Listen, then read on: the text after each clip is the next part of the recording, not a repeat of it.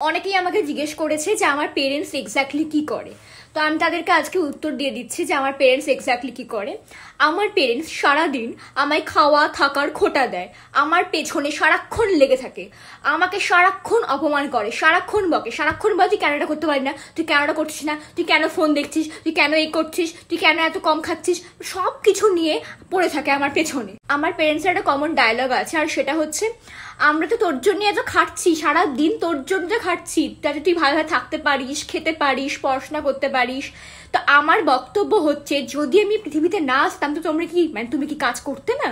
হ্যাঁ হ্যাঁ হ্যাঁ, বলো বলো। প্রতি মাসেই দেখছি এক গাদা করে মাসকারি বাড়ির মাল আনছে। আমাকে একটা কথা বলো, প্রতি মাসে কি এতগুলো করে যে মাসকারি বাড়ির মাল আনছো সেটা কি আমি একা খাচ্ছি? হ্যাঁ, আমাকে সেটা বলো তোমরা। কথায় কথায় ভাই আমাকে নিয়েই পড়ে থাকে, আমি তো বুঝি না ভাই কেন। আমাকে একটা কথা বলো, আমি কি একবারও বলেছি যে আমি এই বাড়িতে আসবো উইদাউট মাই পারমিশন? আমাকে এনে আবার আমাকে খাওয়ার খোটা, মানে থাকার খোটা, সবকিছুরই খোটা দিচ্ছে। আবার এক্সপেকটেশন ভাবো আমার পেরেন্টসের, ওদের এক্সপেকটেশন আমি যেন অনেক ভালো মানুষ হই। আরে বাবা, এত ভালো কি মানুষ পৃথিবীতে হয় বলো তো? খারাপ তো থাকবেই নাকি? এক্সপেকটেশন হচ্ছে আমি একটা বিশাল জায়গায় কাজ বাজ করি। আরে ভাই, আমার ক্যাপাসিটি যদি অল্প হয় আমি বিশাল কেমন করে। আর প্রায় বলবে আমাদের সময় এত সুযোগ সুবিধা ছিল, যতটা সুযোগ সুবিধা তোর আছে। আরে ভাই, তো এখন আছে, তো এখন কেন পড়াশোনা করছো? যাদের পড়াশোনা করার ইচ্ছা থাকে তারা যে কোনো সময় যে কোনো টাইমে মানে যে কোনো বয়সেই পড়তে পারে, পড়াশোনার কোনো বয়স হয় না, হ্যাঁ কি নেই?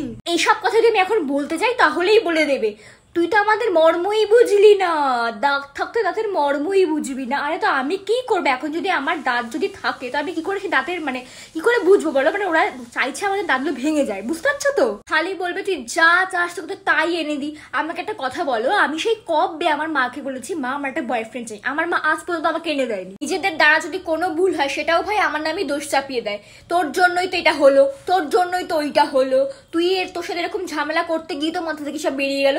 আরে যত দোষ তন্দ্রিমা, না আমি তো ঘোষ না, আমি সরকার। আচ্ছা ঠিক আছে, মানলাম সবকিছু তোমরা আমার জন্যই করছো, তো আমার জন্য তো শুধু করছো না, আমার দ্বারা তোমরাও উপকৃত হচ্ছ নাকি? সেটা তো একবারও কেউ বলছো না, এটা কি ঠিক কথা? আর ভাই সব সময় লোকের ছেলে ভালো, লোকের মেয়ে ভালো, লোকের ছেলে মেয়ে দুজনেই ভালো, ওকে দেখে শেখ, তাকে দেখে শেখ। আর তোমাদের এখন এতই অন্যের বাচ্চা ভাল লাগে তো অন্যের বাচ্চাকে নিজের বাচ্চা বানিয়ে নাও না, দত্তক নিয়ে নাও, আমার কোনো অসুবিধা নেই। এখন আবার আমার মা বেরোবে আর আমাকে আমার মায়ের সাথে এখন বেরোতে হবে। এখন যদি আমি না বেরোই মায়ের সাথে সাথে তাড়াতাড়ি করে, তাহলে আমার মা আমাকে বলবে তোর জন্যই লেট হয়েছে। হ্যাঁ, ওর জন্যই এত লেট হলো। যাই করো না কেন সবেতেই আমারই দোষ, বুঝতে পারছো তো? ভাল লাগে না।